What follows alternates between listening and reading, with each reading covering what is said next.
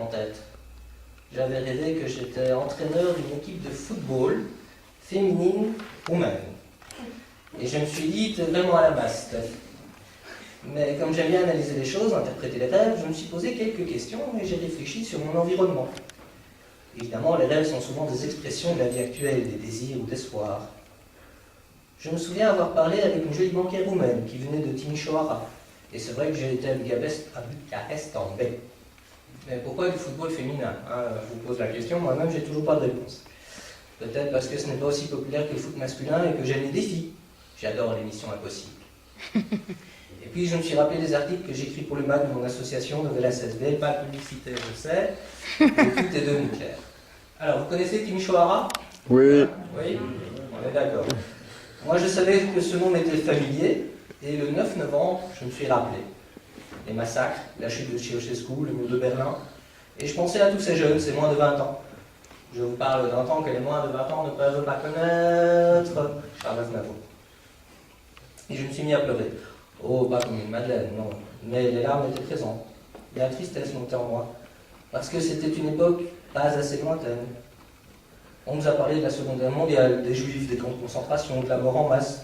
On en a fait des films, des mémoriaux, on essaie de ne pas oublier. Mes parents sont nés en 1940, mais ils n'ont pas vraiment de souvenirs de la guerre. Moi-même, je n'ai que des images, que des films, des lectures. Et c'était loin, 70 ans, c'est loin. 3 générations, presque. Et moi, je pense à 1989. Même pas une génération, mais rien n'a changé. Non, non, rien n'a changé. Tout a continué. Peace. Alors, dans la foulée, je me suis rappelé de l'époque des années 70 où le peuple noir, la nation noire, comme disait Malcolm X, devait se battre contre les blancs, parce que les blancs ne voulaient pas d'eux dans leur vie, ni dans leur équipe de football américain. Pourtant, aujourd'hui, les plus grands athlètes américains sont tous des noirs. Sans oublier les basketteurs, et ils en sont fiers. Et aujourd'hui, chez nous, vous trouvez que c'est mieux? Je vous pose la question, vous trouvez que c'est mieux? Non. Non, on est bien d'accord.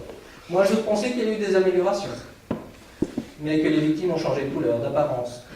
Le racisme n'est plus aussi direct, il est plus sournois. Mais comme je n'ai que quelques minutes pour évoquer le sujet, je vais simplement vous laisser réfléchir avec un poème, une fable que j'ai écrite il y a plus de 10 ans, qui s'appelle Les Signes, qui se trouve dans le bouquin.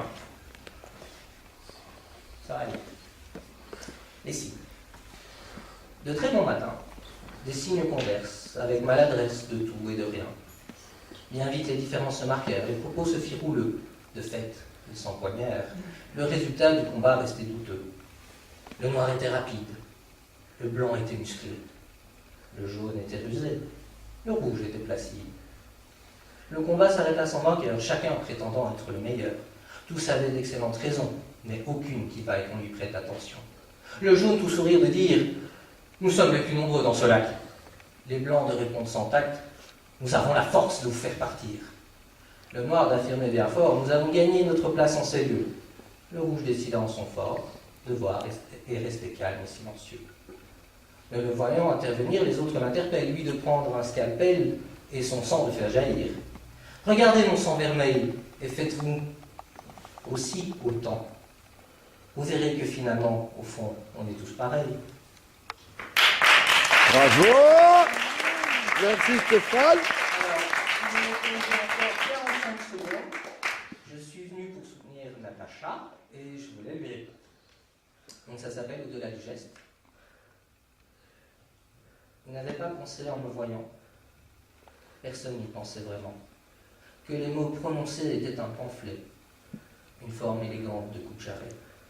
Car seuls les mots pouvaient m'atteindre, lui seul l'avait compris en me voyant.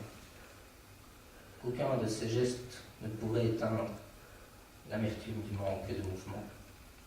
Alors de sa voix et de son regard, il m'acharnait, le temps d'un ascenseur qu'il formait de ses bras porteurs, pour me mener au lit du désespoir. S'allonger près de moi ne lui apportait rien, aucune sensation n'effleurait mon bassin. Pourtant, de ces mots, il consolait encore le manque de vie, cette apparente mort. Son amour était différent de tous les précédents, car j'étais différente de toutes ces précédentes.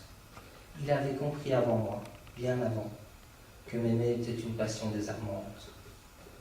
Mais il était resté à mon chevet, fidèle amant de mes regrets. Je ne pouvais le remercier pathétique baiser désabusé. Merci. Merci Stéphane.